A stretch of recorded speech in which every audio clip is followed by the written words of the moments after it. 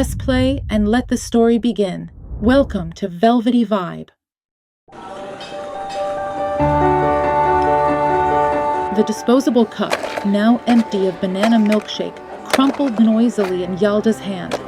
An irritating crunch that stopped only when Farnaz gave her a sharp tap. The three girls were sitting at a round table in a cozy little juice bar tucked away in the corner of a small park near their university. Yalda had just finished retelling the whole story to her friends, maybe even a little more dramatically than it really was. Each of them sat lost in thought when the annoying crinkle of the cup started again. This time, Farnaz smacked her hand even harder and groaned. "Ugh, enough already, Yalda. Give the poor cup a break. My head's starting to hurt." Then she turned to the others. "Guys, seriously, nothing's even happened yet. Why do you all look so stressed?" She looked back at Yalda, a teasing glint in her eye. "Honestly, I say go for it. Marry the guy. Are you crazy? Do you even realize how rich you'll be?" She burst out laughing. Nargis, on the other hand, was more serious. "I don't know, dear Yalda. I really think you should tell Mr. Reza you can't accept. I mean, come on. We're talking about your whole life here." Farnaz rolled her eyes. "Oh, please. Whole life? It's just 6 months." Nargis replied quickly. "Come on, that's not how it works. You can't just marry someone for 6 months and expect everything to go back to how it was." I bet Mr. Reza only said that to make it easier for Yalda to agree. But if she marries his son, it's not like some game where after 6 months she just resets her life. Farnaz shrugged. "Okay, fair point. And what if his son refuses to divorce you after that?" Yalda finally spoke up. "But Mr. Reza would never lie." Nargis looked at her curiously. "You trust him that much?" "Who?" "Mr. Reza, obviously. Who else, girl?" Yalda nodded firmly. "Yeah, I really believe him. I mean, he said it so sincerely, and he's never lied to me before." "So you believe everything he told you?" Nargis pressed. "Yes. He was so sure. He said he cared about me a lot. I don't think he'd ever try to deceive me." Nargis sighed. "Then what's holding you back?" Farnaz chimed in. "Yeah, I mean it's normal to be scared at first. But you," Nargis interrupted, "no, it's totally normal. I just didn't expect this kind of situation at all. I think your case is different. You really need to think this through." Yalda looked down, fiddling with the edge of the cup. "The truth is, I can't think clearly when it comes to Mr. Reza. You guys tell me. What should I say to him?" Nargis answered firmly. "What do you mean? This is your life, Yalda. Not Mr. Reza's. Not his son's. No one else's. You shouldn't let his kindness or your sense of obligation push you into something. It might not be right for you." Farnaz cut in. "Or maybe it is right for her." Nargis nodded slowly. "Either way, it's your decision. Yours alone." Then Farnaz raised a brow. "What about Sohail, huh? The poor guy's supposed to come back this semester." Yalda let out a bitter half-laugh. "I haven't even thought about him. It's not like I made him any promises." Farnaz smiled slyly. "Ooh, sounds like Mr. Reza's words really got to you. Poor Sohail doesn't stand a chance now." Yalda groaned. "Can we not talk about Sohail right now?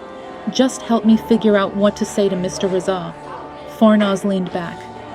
"Honestly, what exactly did Mr. Reza mean by all this? I'm not entirely sure. But from what he said, it seems like he's trying everything to keep his son from leaving Iran.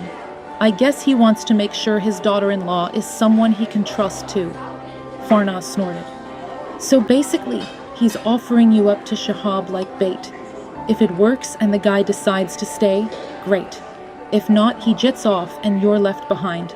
Doesn't sound great, does it?" Yalda's face darkened for a second. But then she remembered Mr. Reza's words, his pleading eyes, all his kindness. Something inside her steadied. No, if it was going to hurt me, Mr. Reza would never have suggested it. Nargis nodded slowly. "You're right. Over the past few years, he's proven how much he genuinely cares about you. He's treated you like a real father, maybe even more. Then she went quiet for a moment, before turning back to Yalda. But what do you want, Yalda? I don't know. A part of me says I should say yes, but I'm scared. Honestly, last night I didn't give him any real answer. I didn't give him any hope. But Farnaz cut her off. Actually, you know what? He's kind of right. Nargis looked over. About what? About how, even if she married someone else, it probably wouldn't be a better situation. I mean, take Sohail for example.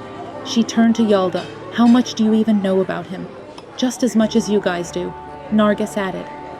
So basically, just a classmate. 3 hours a week, tops. Farnaz shrugged again. If you're serious about marriage, I really think you should give Mr. Reza's offer some real thought. Nargis nodded. She's right. If you really break it down, it's not such a crazy idea. And at least he gave you an escape plan. If it doesn't work out, you can walk away. Plus, there's financial security. And you know Mr. Reza better than we do. He's not the type to lie or trick you. Yalda nodded. I know. I trust him completely. I always thought I'd fall in love first, then get married. Farnaz laughed. Oh, come on. Forget that hopeless romantic stuff. Once you see all that money, love won't seem so important. Nargis grinned. Who knows? Maybe you'll fall in love after all. You've never seen him? Farnaz asked, incredulous. You mean not even a photo? You have no idea what he looks like? Yalda smiled and replied. I've seen his photo. It's in my bag. Farnaz and Nargis both stared at her with wide eyes, then exchanged a meaningful glance. Realizing their reaction, Yalda laughed nervously and said, I swear, it's not what you think. I just forgot to show you. Without paying any attention to her defense, Farnaz and Nargis burst out laughing and playfully started hitting her on the arms. Yalda giggled and said, Guys, stop. Seriously. She glanced around and whispered, People are gonna stare. Still laughing, Farnaz said, She's been carrying his photo around in her bag. Then turning to Nargis with a mock-serious face, she added, She totally played us. Mimicking Yalda's tone dramatically, she went on, She's over here saying, I don't know what to do. What should I say to him? And look at us, sitting around for 3 hours with these sad, thoughtful expressions on our faces like we're solving world peace. Nargis smiled and said, Exactly. Yalda protested. No, you're getting it wrong. I only just got the photo today. Honestly, I was just really curious to see what he looked like. Farnaz teased. So are you going to show us this gift from Mr. Reza or what? Yalda smiled, reached into her bag and took out the photo, pausing for a moment to look at it again. But before she could say anything, Farnaz snatched it from her hands with a grin. Now I get why you're so torn, she said, handing the photo to Nargis. Wow, he's actually kind of a catch. Yalda frowned. Torn? Me? Nargis looked at the photo and her eyes lit up. Wow, he's really attractive. At least in this picture he is. There was a sparkle in her amused eyes as she raised an eyebrow and asked playfully, You like his face, don't you? Yalda shrugged, trying to play it cool. I mean, it's not bad. Farnaz jumped in. You're unbelievable. If I were you, I wouldn't even hesitate. Nargis said, Oh, please. You get excited over every halfway decent-looking guy. Farnaz laughed. You literally just said he was attractive. Nargis replied, Okay, fine, I did. But just because he's good-looking doesn't mean Yalda should get carried away. She still needs to think it through. Turning to Yalda, she added more seriously, You know yourself better than anyone, but I wouldn't start building castles in the air just because he's handsome. He does look like a serious type. Might be tough to live with. Yalda chuckled. You really do know me well. Want the truth? She gave a gentle smile and continued. Last night I was 100% sure I'd say no.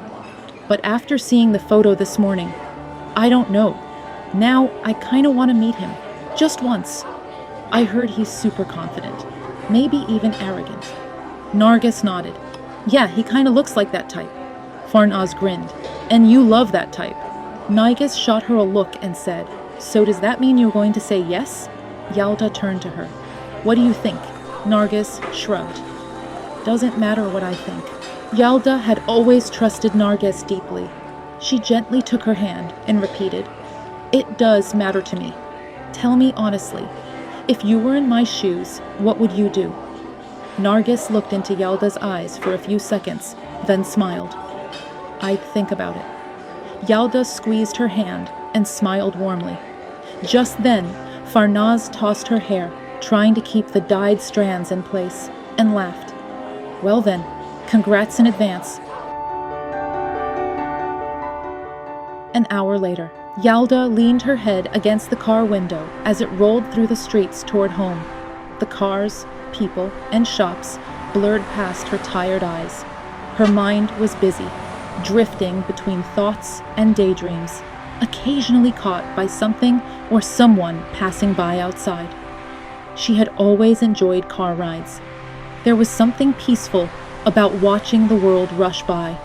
Sometimes her gaze would lock with a stranger's for a fleeting moment, and it felt like they were traveling together, if only for a second. Yalda felt a quiet sense of relief for having shared her secret with Farnaz and Nargis. Talking to them and hearing their thoughts had lifted a weight off her shoulders. Now, she was looking forward to seeing Mr. Reza again, hoping they could continue the conversation they'd started the night before. There was a flutter of excitement inside her. Her life felt like it was on the verge of changing, and that both thrilled and unsettled her. The thought that Mr. Reza had proposed her as a match for his son stirred up a strange mix of emotions. For the first time, she truly felt like a woman, someone who needed to start thinking seriously about marriage. Since morning, she had been thinking a lot about Shahaab. What did he really look like? Was he anything like the photo? What kind of person was he? How would he behave when they met? She had heard that he was serious, and she liked serious men. She respected them, admired their confidence and composure, but certain thoughts made her uneasy. What if Mr. Reza talked to his son and Shahaab flat out refused to even meet her? Or worse, what if they did meet and he didn't like her? The idea was unbearable. Yalda had never dealt with rejection. Maybe she had grown used to being liked, maybe a little too used to it. She had never thought of herself as stunning, but her sweet and warm face always drew attention. People often told her she had a kind look about her, and that made her memorable. Yalda had a soft, fair complexion and delicate features. Her face was small, her lips naturally full, and her nose well-shaped. But what people noticed most were her eyes, deep, dark, and striking. The kind of eyes that were hard to ignore. She had a petite frame and an average height, which always made her look younger than she was, and she liked that. There had always been men around her, whether back in high school or now at university, who admired her from afar. Still, Yalda would often say, when it comes to love, I've got no luck. Every guy I fall for turns out to be a jerk. But the truth was, she had never truly fallen in love. She kept making silent promises to herself that she'd never fall for anyone again. But deep down, she didn't really believe those promises. She always maintained a boundary between herself and the opposite, a kind of quiet distance rooted in her religious beliefs since childhood. Not even her friends or her university classmates could change that about her. Living under the roof of a man like Mr. Reza had only deepened her convictions. She'd convinced herself that love wasn't necessary for a meaningful life, but every now and then, the thought of living without love felt like too much to bear. Sometimes it made her feel truly lonely. Back in class, whenever her favorite professor would say, "Love is the engine of nature. You can't live without it," Yalda would smile. It made her happy to hear. But the truth was, she wasn't in love. She was full of emotion. Yes, kind, warm, and cheerful. So she tried to fill the space love had left empty with her studies, her favored subjects, and the wonderful friends she'd made at university. But Mr. Reza always used to say, "Love will come on its own. You can't run from it. It creeps in quietly, settling somewhere in the corner of your kind heart, and you won't even notice it at first. Then, little by little, it spreads, winding its way through your soul like the stem of a wildflower until it takes root, so deep you can't even breathe without it." Yalda had always hoped to fall in love with someone truly worthy. Her neck was sore. She lifted her head from the window and glanced outside. The sky was overcast. The gray clouds only made her uneasiness worse. Still, she found herself hoping it would rain. She never liked cloudy weather without rain. It felt incomplete somehow. So she forced herself to stop thinking about the sky and turned her gaze back to the street. A cool, pleasant breeze brushed her face. The light was red, and Yalda watched the people waiting on the sidewalk. A beautiful girl with stylish clothes and a trendy appearance caught her attention. Yalda loved people watching. How they dressed, moved, did their hair and makeup. It all fascinated her. The girl noticed Yalda's gaze. Yalda smiled instinctively, and the girl smiled back. Yalda had learned something over the years. On the days she felt especially pretty, people always smiled at her. And oh, how good that felt. The light turned green, and the girl disappeared into the crowd. Yalda suddenly thought of Narges and Farnaz. It had been such a good day with them. She always loved spending time with them. From the first day she'd set foot on campus, they had just clicked. What began as a casual acquaintance had grown into a deep friendship. They knew each other well, understood one another without having to explain much. The three of them had built a special little world together. They shared joy and sorrow as easily as they shared coffee or jokes. Yalda had been able to share the pain of losing her father with them. It was through them and with their help that she'd managed to start living again. Narges, with her quiet demeanor and soft-spoken wisdom, always gave Yalda a sense of peace. And Farnaz, with her loud laughter and spontaneous joy, reminded Yalda of the small reasons to smile, even on the hardest days. Just then, the driver's voice broke her thoughts. "Ma'am, is this your stop?" Yalda blinked, startled out of her daydreams. Yeah, I think so," she said, trying to get a clear look at her surroundings. She still had a bit of walking to do to get home. She stepped out slowly, secretly hoping it might start to rain. She loved walking in the rain. It was one of her favorite things. Her mind drifted again. She wanted to make Mr. Reza proud. "It's not like I'll lose anything by trying," she told herself. Then she tried to think more practically. She needed to look at her future realistically. If something ever happened to Mr. Reza, who would I even have? His daughters would show up and probably kick me out the first chance they get. And it's not like I've been paying for school. He's covered all my expenses so far. If they don't take that away from me, I'd be lucky.